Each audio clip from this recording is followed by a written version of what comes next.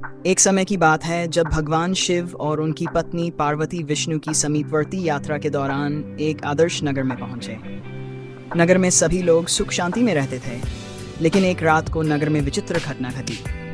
एक बार रात को सभी लोग सो गए, परंतु सुबह हुई तो उन्होंने देखा कि नगर का मुख्य मंदिर किसी अनजान शख्स द्वारा चोरी के लिए खोल दिया गया था। भगवान शिव और पार्वती ने इसे देखा और इसका समाधान करने का निर्णय किया। भगवान शिव ने उस अनजान शख्स को ढूंढने का निर्देश दिया। वह और पार्वती मिलकर उसे ढूंढने निकले। उन्होंने बहुत देर तक खोज की, परंतु उन्हें कोई न सच्चाई मिली। तब पार्वती ने एक चिंता भरी वृत्तांत सुनाया। प्रिय भगवान, कई बार हमारी जिंदगी में हमें समस्याओं का सामना करना पड़ता है, लेकिन हमें सच्चाई को ढूंढने के लिए उस अनजान शख्स को पकड़ने के बाद भगवान शिव और पार्वती ने उससे बातचीत की। वे उसको समझाते हुए बोले, बेटा, तुमने अपने अत्याचार का पछतावा किया है। शिव और पार्वती के शब्दों ने उस अनजान शख्स को गहराई से सोचने पर मजबूर किया। इस घटना के बाद नगर में एक अद्भुत परिवर्तन आया। बाद में भगवान शिव और पार्वती ने नगर में एक और रहस्यमय कथा का समाधान करने के लिए नगर के लोगों के समक्ष एक और प्रतिष्ठित नगर में आगे बढ़ा।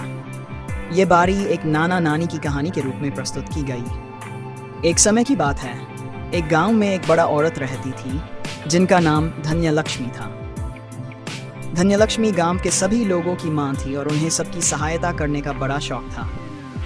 धन्यलक्ष्मी के घर में आने वाले हर किसी को उनकी मदद मिलती थी, चाहे वह किसी भी समस्या का समाधान हो। एक दिन गांव में एक बड़ी समस्या आई। गांव के पास एक भयंकर दुष्ट राक्षस आ गया और लोगों को परेशान करने लगा। लोग डरे हुए थे और कोई भी उनका मुकाबला नहीं करने को तैयार था। इस समय में धन्यलक्ष्मी ने निश्चित किया कि वे इस समस्या का समाधान करेंगी। धन्यलक्ष्मी ने राक्षस के पास जाकर उससे बात की और उसे समझाया कि भय और अत्याचार से कोई भी फायदा नहीं है। उसने राक्षस को सही मार्ग पर लाने के लिए उसके मन में अच्छाई की बिजली डाली। राक्षस ने धन्यलक्ष्मी के वचनों को सुना और उसकी बातों में गहराई से सोचने लगा। उसने अपनी गलतियों का एहसास किया और उसने अपने दुष्ट रास्ते को छोड़कर अच्छे कार्यों का मार्ग चुना। धन्यलक्ष्मी की बुद्धिमत्ता और सहानुभूति ने गांव को बचाया। लोग धनलक्ष्मी की महानता की सराहना करते हुए उनका आभार व्यक्त किया। हमें हमेशा अपने दुष्टता और अधर्म से लड़ने के लिए सही मार्ग का चयन करना चाहिए। भगवान शिव ने इन घटनाओं के दौरान लोगों को ध्यान देने के लिए एक अन्य महत्वपूर्ण संदेश भी दिया। उन्होंने बताया कि वे हमेशा उन्हें अपनी पूजा और आदर करने के लिए यहाँ नहीं आते हैं, बल्कि उन्हें हमारे कर्मों और अच्छे कार्यों में देखना चाहिए। उन्होंने बताया कि सत्य, न्याय और धर्म के पालन करने से ही हम भगवान की प्राप्ति कर सकते हैं। इसके अलावा भगवान शिव ने यह भी सिखाया कि विश्वास और श्रद्धा की भावना से ही हम किसी भी मुश्किल का सामना कर सकते हैं। उन्होंने बताया कि अपने मन में शिव की उपस्थिति को महसूस करने के लिए हमें निरंतर ध्यान और भक्ति का अभ्यास करना चाहिए। इस प्रकार भगवान शिव और पार्वती के आगमन ने नगर के लोगों को न केवल रहस्यमय कथाओं से परिपूर्ण किया, बल्कि उन्होंने उन्हें धार्मिक और आध्यात्मिक शिक्षा भी दी। इससे नगर में सच्चे आदर्शों की प्राप्ति हुई और लोगों का जीवन उज्जवल और सार्थक बना।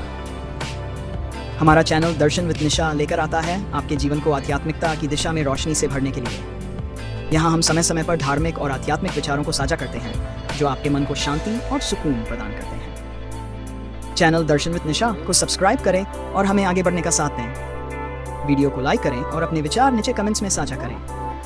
धन्यवाद दोस्तों, हमारे साथ जुड़े रहें और अगले वीडियो तक साथ चलें। अलविदा।